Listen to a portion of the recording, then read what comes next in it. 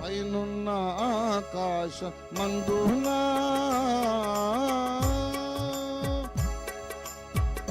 అన్ని నామములకు పైన కలదు ఉన్నతం బగు యేసు నామము. అన్ని నామములకు పైన కలదు ఉన్నతం బగు యేసు నామము. యేసు నామములో శక్తి కలదు, యేసులో శక్తి కలదు. దోషులకు శాశ్వత ముక్తి కలదు, దోషులకు శాశ్వత ముక్తి కలదు.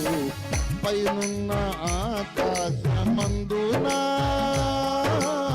క్రిందున్న భూలోకమందునా లేదు ఏనా మమున రక్షణ, లేదు పాప విమోచన,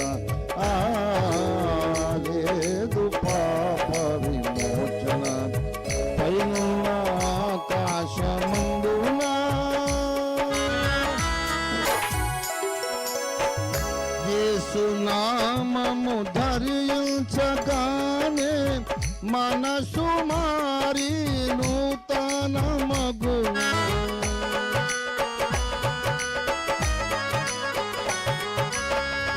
యేసు నామము ధరించగానే మనసు మారి నూతన మగును. భేదమేమియు లేదెవ్వరికిని, భేదమేమియు లేదెవ్వరికిని. నాథుని ధరించి తరింప, నాథుని ధరించి తరింప. పైనున్న ఆకాశమందునా క్రిందున్న భూలోకమందునా లేదు ఏనా మమున రక్షణ, లేదు పాప విమోచన, లేదు పాప విమోచన. పైనున్న ఆకాశమందునా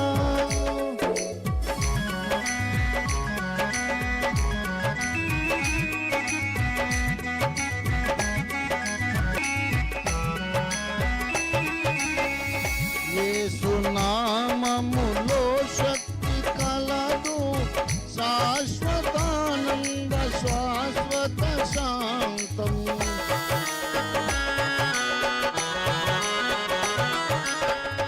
యేసు నామములో శక్తి కలదు, శాశ్వతానంద శాశ్వత శాంతం. యేసు నామములో రోగ శుద్ధి, యేసు నామములో రోగ శుద్ధి. విశ్వసించినచో సమృద్ధి, విశ్వసించినచో సమృద్ధి. పైనున్న ఆకాశమందునా.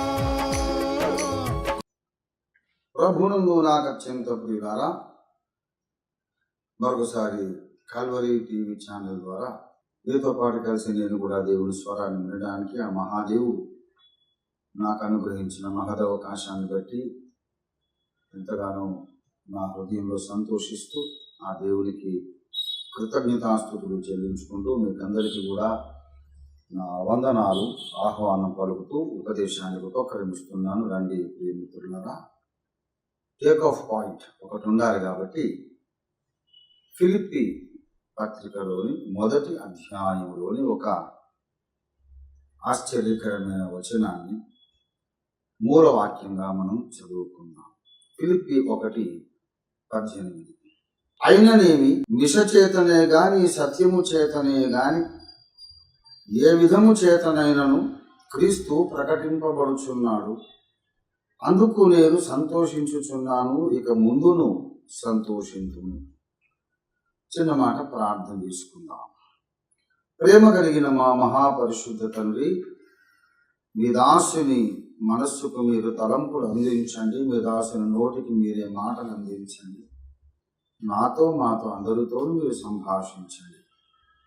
మీ చిత్తమును మీ సత్యమును మాకు ప్రత్యక్షపరచమని క్రీస్తునందు ఉన్నవారును ఇంకను సత్యాన్ని అన్వేషిస్తున్నవారు నడుచుకోవలసిన మార్గం ఏమిటో మీరు మాకీ దినమున స్పష్టపరచమని యేసయ్య అతి మధుర నామంలో స్తుతించి వందనములతో స్వతంత్రించుకొని ప్రార్థిస్తున్నాము తండ్రి.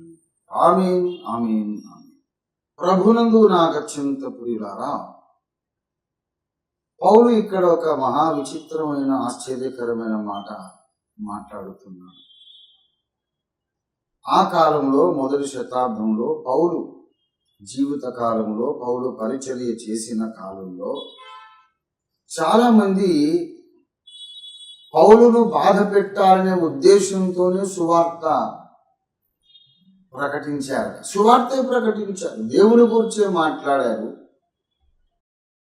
అంతకు ముందు వచనం చూడండి,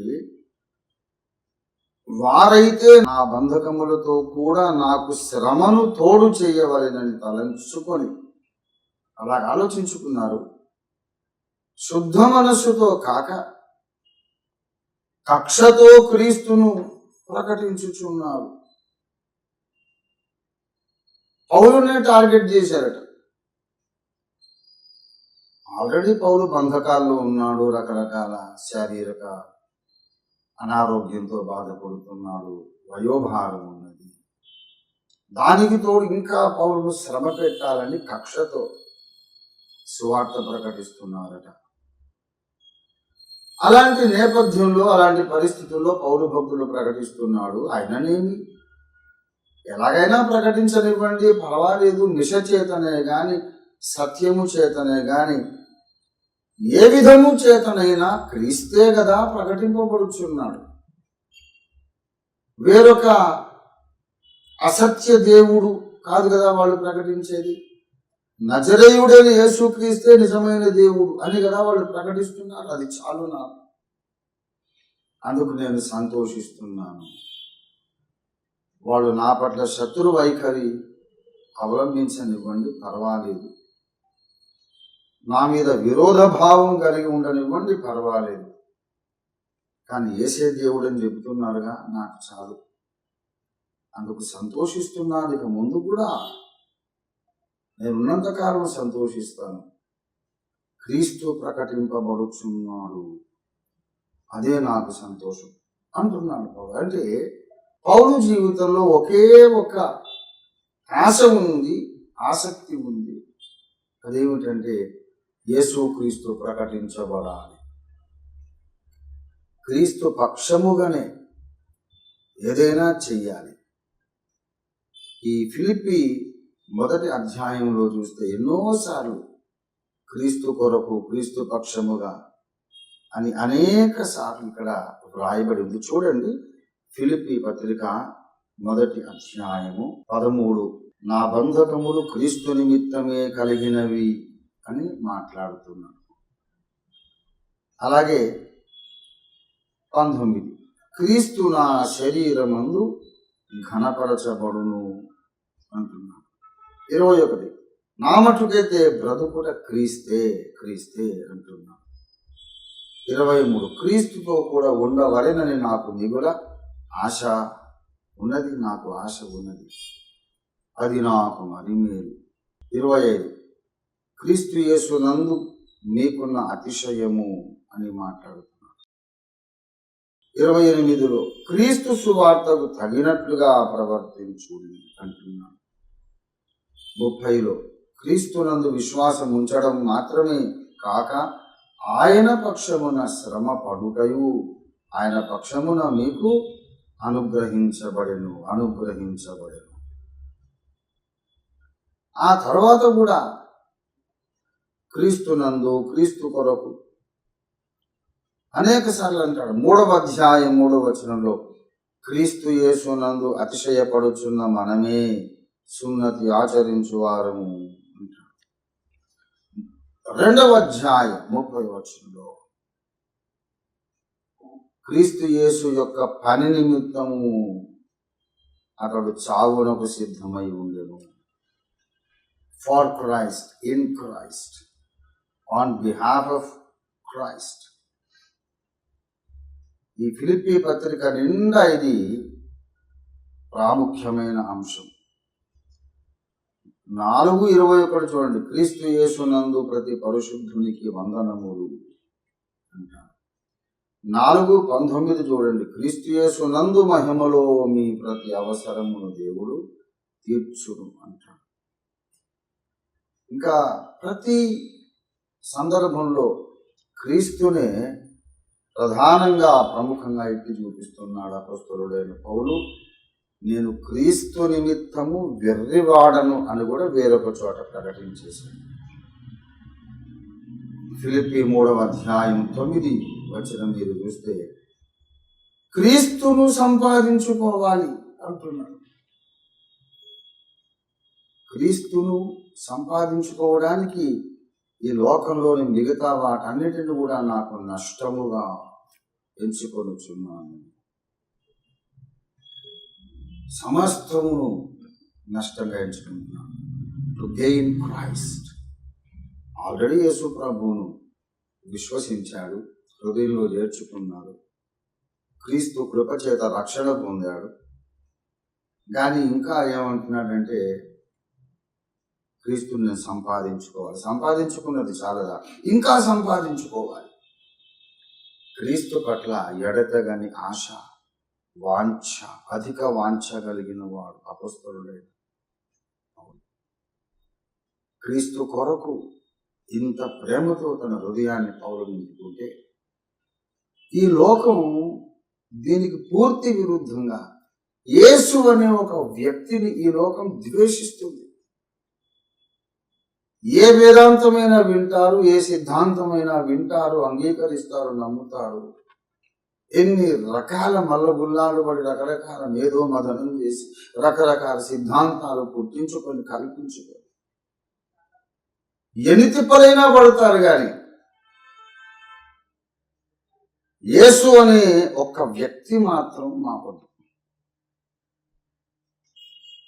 ఎంత మంచి మంచి సిద్ధాంత రాద్ధాంతాలు ఏవైనా మాట్లాడతాం, కానీ యేసు అనే ఒక్కడే పక్కన పెట్టేశారు. మాకతను అతనంటే ఇష్టం లేదు, కిట్టదు. ఇది ఈ లోక ప్రజల యొక్క వైఖరి. సర్వమానవాళి కొరకు తన సొంత రక్తమును ధారపోసి తన ప్రాణముని దానముగా ఇచ్చి చిత్రవధలు అనుభవించి మనుషులు నరకములో చిత్రహింస అనుభవించకుండా తప్పించుకోవాలని ఆయనే సెలవు మీద ఆ హింసంతా అనుభవించి ఉచితముగా మనకు రక్షణ ఇస్తూ ఉంటే ఎందుకో కానీ ఏసంటే నాకు ఇష్టం లేదండి. మరి ఎవరిష్టం? మనుషులు చేతులతో చేసుకున్నటువంటి ఆకృతులను ఆరాధించడం నీకు ఇష్టమా? కొంతమంది అది కూడా ఇష్టపడరు. ఈ రోజుల్లో ఇదొక ఫ్యాషన్ అయిపోయింది. మన దేశంలో ఉన్నటువంటి మూఢనమ్మకాలు నాకు ఇష్టం లేదు, పురాణ ఇతిహాసాలు నాకు ఇష్టం లేదు, ఈ వేద ధర్మము నాకు ఇష్టం లేదు, సనాతన ధర్మము అని చెప్పుకుంటున్న భారతీయ ప్రాచీన ధర్మము నాకు ఇష్టం లేదు. మరి ఏమి ఇష్టం నీకు? యేసు ఇష్టమా? లేదు లేదు, యేసు కూడా ఇష్టం లేదు.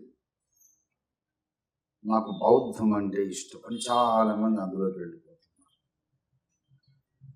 ఆయన బుద్ధిస్ట్ అండి అని సంతోషంగా చెప్పుకుంటున్నాను. మంచిది, అభ్యంతరమే లేదు. నాకు మీరు బౌద్ధులు కావచ్చు, జైనులు కావచ్చు, ఇంకా ఇంకొకటి కావచ్చు, ఏదైనా కావచ్చు. బౌద్ధ ధర్మాన్ని ఎందుకు ఇష్టపడుతున్నాను అంటే అసలు అహింస, శాంతి, క్షమ, మనుషులందరి యొక్క సమాన హోదా, సమాన స్థాయి, ఇంకొకరిని బాధించవద్దు, సాటి ప్రాణిని హింసించవద్దు అనే ఉత్తమ ధర్మాలు అందరికంటే ముందు చెప్పిన వాడు గౌతమ బుద్ధుడు. యేసుక్రీస్తు కంటే ముందు BC 500 ఏళ్ల నాడు గౌతమ బుద్ధుడు అవతరించాడు, బౌద్ధ ధర్మాన్ని స్థాపించాడు. ఇంకా అది బెస్ట్ కదా.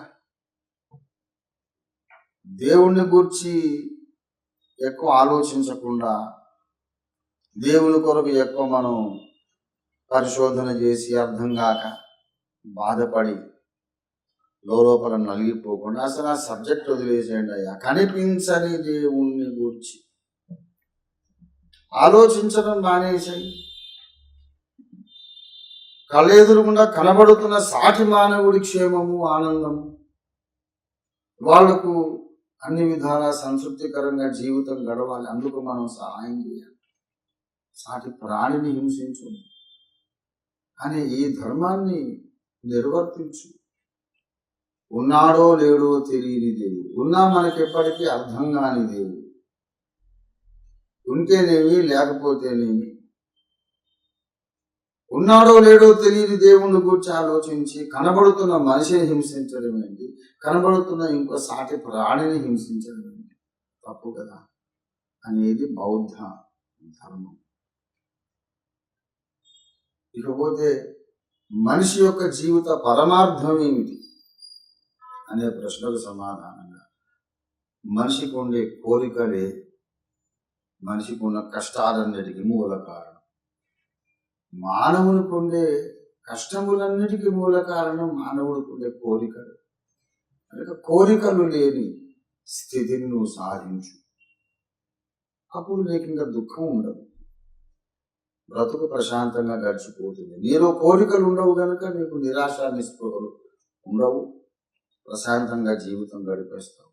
సాటి మనిషికి నువ్వు ఏ విధంగానూ హింస కానీ బాధ కానీ కలిగించవు కనుక నీ ద్వారా లోకము సుఖపడుతుంది, నువ్వు సుఖంగా ఉంటావు. ఇది బౌద్ధ ధర్మం.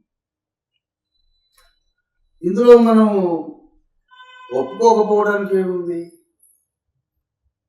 అని చాలామంది పెద్ద పెద్ద మేధావులు, పండితులు, బాగా చదువుకున్న వాళ్ళు బౌద్ధ ధర్మంలోకి వెళ్ళిపోతున్నారు. వాళ్ళ జ్ఞానాన్ని, వాళ్ళకున్న మానసిక పరిపక్వతను నేను శంకించడం లేదు, శ్లాఘిస్తున్నా, మెచ్చుకుంటున్నాను. కానీ నా మటుకు నేను ఒక ప్రత్యేక కారణాన్ని బట్టి బౌద్ధాన్ని అంగీకరించలేదు. నాకు కారణం ఉంది. అదేమిటంటే, ఇప్పుడు శాస్త్రీయ విజ్ఞానం బాగా పెరిగినటువంటి మన కాలంలో, మన తరంలో శాస్త్రవేత్తలు చెబుతున్నారు, ఈ విశ్వానికి, బ్రహ్మాండానికి, మన భూమి, సూర్యుడు, చంద్రుడు, ఈ గ్రహాలు, ఉపగ్రహాలు, గ్రహమండలాలు, నెబ్యులాలు, నక్షత్ర మండలాలు, గెలాక్సీలు, మొత్తం బ్రహ్మాండం, దీనికి అంతటికీ ఒక డెఫినెట్ బిగినింగ్ అనేది ఉంది, ఒక స్పష్టమైన ప్రారంభం ఉన్నది. విశ్వానికి ఇంత వయస్సు అని చెబుతున్నాను. అది ఎంతో మనకు తెలియదు, ఎంతైనా కావచ్చు. ఒకవేళ ఒక 200 కోట్లు అంటున్నారు, ఇంకొకరు ఇంకా కాస్త ఎక్కువ సంఖ్య చెబుతారు, అది ఎంతైనా కావచ్చు. కానీ ఆరంభం ఉన్నది అనేది సత్యం. ఆరంభం ఉన్నది కనుక దీనికి అంతము కూడా ఉండాలి అనేది వాస్తవం. Everything that has a beginning must have an end also. End, that's the rule. ఏదైతే ఆరంభం లేకుండా ఉండదో దానికి ముగింపు ఉండదు. ఆరంభం అంటూ ఉన్నప్పుడు దానికి ముగింపు అనేది ఉంటుంది. గనుక ఇప్పుడు ఒక ప్రాముఖ్యమైన ప్రశ్న కలుగుతుంది. విశ్వానికి ప్రారంభం అనేది ఉంటే ప్రారంభకుడు ఎవరు? ఇది $1 బిలియన్ క్వశ్చన్. విశ్వానికి ప్రారంభం ఉంటే ప్రారంభకుడు ఎవరు? ఆ ప్రారంభకుడు అనేవాడిని మనం దేవుడు అంటున్నాం. మొట్టమొదట ఈ గెలాక్సీలను నెబ్యులాలను, నక్షత్ర మండలాలను సృష్టించిన వాడు ఎవరు? ఆ మహాశక్తి, ఆ వ్యక్తి ఎవరు? ఎలాంటి వాడు ఎవరు? అతనెవరో నువ్వు పట్టించుకోవద్దంటాడు బుద్ధుడు. పట్టించుకోవద్దని నువ్వు చెప్తే అలాగా? నాకు కావాలి. ఎందుకంటే ఈ విశ్వాన్ని ప్రారంభించిన వాడు అనంత మేధావి, చక్కని వ్యూహకర్త, ఒక అద్భుతమైన ప్లానర్ అండ్ డిజైనర్. ఎన్ని రకాల జీవరాశులను సృష్టించిన ఆయన మానవ జాతిని అద్భుతంగా సృష్టించాడు. మానవ జాతిని ఆయన సృష్టించాడు అంటే మరి ఎప్పుడు, ఎలా సృష్టించాడు? మానవ జాతికి కూడా ఒక ఆరంభం ఉండాలిగా, ఉంది కదా. ఇప్పుడు మానవ జాతికి ఆరంభమే లేదు, యుగయుగాలుగా సనాతనంగా జరుగుతూ ఉందని మనోళ్ళు చెబుతుంటారు. బ్రహ్మాండానికే ఒక ఆరంభం ఉన్నప్పుడు మానవ జాతికి ఎందుకు ఉండదు ఆరంభం? ఏమన్నా తలకాయలు మెదడున్న మాటలేనా అవి? ఈ ఖగోళ మండలాలకు ఒక ఆరంభం ఉన్నది, కానీ ఆరంభమే లేకుండా మనుష్య జాతి ఎలా ఉంటుంది? దీనికి ఆరంభం ఉండాలిగా. అంటే ఈ ఖగోళ మండలాలు, నక్షత్ర మండలాలు లేకముందే మానవ జాతి ఉందా? ఎక్కడుంది? గాల్లో ఉందా? ఎక్కడుంది? ఈ భూమికి ఒక ఆరంభం ఉంది కనుక మనుష్య జాతికి కూడా ఆ తర్వాత ఎప్పుడో ఆరంభం ఉండాలి. ఆ ప్రారంభం చేసిన వాళ్ళు ఆయన, ఆ శక్తి, ఆ వ్యక్తి ఎవరు? మానవ జాతిని ఎలా ప్రారంభించారు? మరి ప్రారంభంలో ఒక్క పురుషుడు, ఒక్క స్త్రీయే ఉంటే గనక వాళ్ళు ఏదో ఒక్క భాష మాట్లాడి ఉండాలి. ఇన్ని వందల వేల భాషలు ఎలాగొచ్చినాయి? వాళ్ళకు పుట్టిన పిల్లలందరూ ఒకే రీతిగా ఉండాలి. Mongolian, Anglo Saxon, African, Aryan and Dravidian, ఇన్ని తెగలు ఎట్లా వచ్చినాయి? ఏం జరిగింది? ఈ ప్రశ్నలకు గౌతమ బుద్ధుడు సమాధానం చెప్పలేదు. ఆయన ఏమన్నాడంటే, దేవుడు ఉన్నాడో లేదో మనకు తెలియదు, ఒకవేళ ఉంటే కూడా ఎప్పటికీ మనకు ఆయన అర్థం కాడు గనక ఆ గొడవ వదిలేసేయమన్నాడు. అని బైబిల్ చెబుతుంది, ఉన్నాడో లేడో తెలియని దేవుడు. అసలు ఉన్నాడో లేడో స్పష్టంగా బైబిల్ చెబుతుంది. ఆ గొడవ వదిలేసి అనదు. నీ మనోనేత్రాలు వెలిగించి ఆ దేవుణ్ణి నీకు ప్రత్యక్షపరుస్తుంది బైబిల్. నేను అడుగుతున్నాను, నా జీవితాన్ని ఆరంభించిన వాడెవరు? నేను ఏ మానవ కుటుంబంలో పుట్టానో ఆ మనుష్య జాతిని ఆరంభించిన వాడెవరు? ఈ మనుష్య జాతి ఏ భూమి మీద సృష్టింపబడిందో ఆ భూగ్రహాన్ని నిర్మించిన వాడెవరు? ఇలాంటి భూగ్రహము లాంటి గ్రహాలు కోట్లు కోట్లు కోట్ల కొలదిగా ఉన్నటువంటి ఈ ఆకాశ మండలంలోని నక్షత్ర మండలములన్నింటినీ ఆరంభించిన ప్రారంభకుడెవరు? నిర్మాణకుడెవరు? ఆ వ్యూహకర్త, ప్రణాళికాకర్త ఎవరు? ఆ ప్రణాళిక నిర్వాహకుడెవరు? I want a specific answer. ఎవరో తెలియదు. ఆ కనిపించని వాడిని అగోచరుని గురించి ఎందుకు అడుగుతాం? కనబడుతున్న వాడి గురించి ఆలోచించి అంటుంది బౌద్ధం. అంటే సైన్స్ చెప్తుంది ప్రారంభం ఉంది. ఆ ప్రారంభం ఒక ఇంటెలిజెంట్ ప్లానర్ ద్వారానే తప్ప బై ఛాన్స్ ఇంత అద్భుతమైన వెల్ అరేంజ్డ్ యూనివర్స్ కలగడానికి అవకాశం లేదు. ఎవరో ఉన్నారు. ఆయనను మనకు ప్రత్యక్షపరిచేది క్రీస్తు మార్గం. ఆయనతో మనల్ని సమాధానపరిచేది క్రీస్తు మార్గం. గౌతమ బుద్ధుడు నేనే నీకు మోక్ష మార్గాన్ని చూపిస్తాను అనలేదే. స్వర్గ నరకముల గురించి ఆయన మాట్లాడలేదు. సృష్టికర్తను గురించి ఏమీ చెప్పలేదు. అసలు కనిపించని ఆ ప్రపంచాన్ని గురించి నువ్వు అసలు పట్టించుకోవద్దన్నాడు. కొంపదీసి ఆయన్ని నమ్మినవాడు ఇక్కడ కన్ను మూసి అవతల కన్ను తెరిచిన తర్వాత నరకం ఉండదనుకో, అప్పుడు ఏం చేస్తారు? రిస్కే కదా. అంటే అన్ని ఉన్నతమైనటువంటి ఉదాత్తమైన భావాలు మాట్లాడి యేసు అనే ఒక్కడిని మాత్రమే పక్కన పెట్టేయడానికి ప్రయత్నం చేస్తారు మేధావులు. యేసుక్రీస్తు ప్రభు వారు శాంతి ప్రదాత, సమాధానకర్త. ఆయన మన హృదయంలో సమాధానం ఇచ్చేవాడే కాదు, మనకు దేవునికి మధ్య సమాధానకర్త. మనకు దేవునికి మధ్య ఉన్న ఆ వైరమును తొలగించడానికి మన కొరకు తానే తన ప్రాణాన్ని అర్పించి తన రక్తమును చిందించి మన శిక్షను తాను భరించి మనల్ని దేవునితో సమాధానపరిచి, ఉన్నాడో లేడు అని నీవు తర్జన భర్జన పడుతున్నటువంటి ఆ వ్యక్తి, అగోచరుడైనటువంటి ఆ దేవుడు నిజంగా ఉన్నాడని నీకు తెలియపరిచి, ఆ ఉన్నవాడు అయిన దేవుణ్ణి నీతో సమాధానపరిచి నీ కన్న తండ్రిగా నీ జీవితంలోకి తెస్తాడు యేసయ్య. అవును, యేసుని ఎందుకు ద్వేషించాలండి? ఎందుకు ద్వేషించాలి? ఆయన ఇప్పుడు బలుడేమి కోరలేదే, తానే మన కొరకు బలయ్యాడు. యేసుక్రీస్తు బయలుపరచబడక ముందు సాదృశ్య రూపకంగా బలికర్మకాండ జరిగింది. ఆ జంతు బలులన్నీ కూడా నీడ మాత్రమే, అసలైన బలి నేనే అని ఆయన తన్ను తాను అపరాధ పరిహారార్థ బలిగా అర్పించుకున్నాడు. Why should anyone reject Christ? Why should anyone dislike Christ? Why should anyone hate Christ? I don't want Christ. ఎందుకు? మరి బౌద్ధమే గొప్పదండి అనుకుంటే, మరి బైబిల్లో క్రీస్తుకు పూర్వమే చెప్పబడినటువంటి ప్రవచనాలు ఏనాడు దొరికినాయి? క్రీస్తుకు పూర్వమే వ్రాయబడినటువంటి హెబ్రీ భాష లిపిలో రాయబడ్డ గ్రంథాలు దొరికినాయి.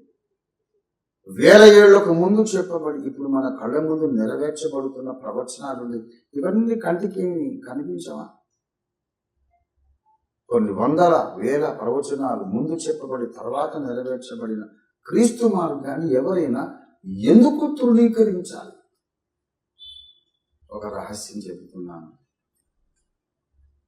అసలు సత్యం అంటే ఇష్టము లేని ఒక దుష్ట శక్తి ఈ భూ ప్రపంచాన్ని పరిపాలిస్తుంది. ఒరిజినల్గా పరలోకంలో తిరుగుబాటు చేసి దేవునికి విరోధంగా ఒక చీకటి రాజ్యాన్ని స్థాపించిన ఒక దుష్టుడు ఈ భూగ్రహాన్ని ఇప్పుడు పరిపాలిస్తున్నాడు. వాడికి సత్యం అంటే ఇష్టం లేదు, అసత్యమే కావాలి వాడికి. యేసుక్రీస్తు నేనే సత్యము అన్నాడు. సత్యం అంటే ఇష్టం లేదు భూ ప్రజలకు. ఎన్ని దేవతలనైనా కల్పించుకుంటారు. ఆఖరికి దేవతలనే వద్దు, దేవుడు లేడని చెప్పిన బౌద్ధమైనా కావాలంటారు. ఎందులోనైనా హ్యాపీగా ఉంటారు. కానీ యేసు అంటే అమ్మో నాకు ఇష్టం లేదండి యేసు అంటే అని యేసుకు దూరంగా పారిపోతున్నారు. కానీ నిన్ను నరకం నుండి తప్పించాలంటే నీకు బదులుగా ప్రాణం పెట్టిన యేసు ఒక్కడే నీకు దిక్కు అని బైబిల్ చెబుతుంది. మరి ఎవరి వలనను రక్షణ కలగదు. ఆరంభమును గూర్చి మాట్లాడిన ధర్మము నీకెందుకు? ఆరంభమును అంతమును గూర్చి ఖచ్చితంగా చెప్పిన బైబిల్ గ్రంథం నీకు కావాలి కదా. ఈ విశ్వ చరిత్రను ప్రారంభించిన వాడు, ముగించబోతున్నవాడు, ఆది అంతము తానే అయినవాడు, నీ కొరకు మరణించి మళ్ళీ లేచిన వాడైన యేసు కదా అసలు నువ్వు వెతుకుతున్నటువంటి దేవుడు. నువ్వు వెతుకుతున్న వాడిని ముందుకొస్తే త్రోసివేస్తావేమిటి? ప్రభుని యేసునందు విశ్వాసం ఉంచండి, మీరు మీ ఇంటి వారు తప్పక రక్షణ పొందుతారు. ప్రార్థన చేస్తున్నాను. ప్రేమ కలిగిన మా మహాపరిశుద్ధ తండ్రి, నీతి గల నీ నోటి మాట బయలువెళ్ళింది, అది వ్యర్థంగా వెనక్కి మళ్ళదు. నీ దృష్టికి అనుకూలమైన దాన్ని నెరవేర్చి తీరుతుందని నేను విశ్వసించి నీకు వందనాలు అర్పిస్తున్నాను. ఈ సందేశాన్ని విన్న ప్రతి ఒక్కరు కూడా ఆది అంతము అయి ఉన్నటువంటి యేసు, ఆదిని అంతాన్ని మాకు తెలియజేసేవాడైన యేసును నిజమైన తమ సొంత దేవునిగా రక్షకునిగా అంగీకరించడానికి అందరికీ నీ మారు మనసు అనుగ్రహించమని, మంచి మనసు అనుగ్రహించమని యేసు పరిశుద్ధ నామములో స్తుతించి ప్రార్థిస్తున్నాము తండ్రి. ఆమేన్. Thank you very much for listening to me. God bless each one of you.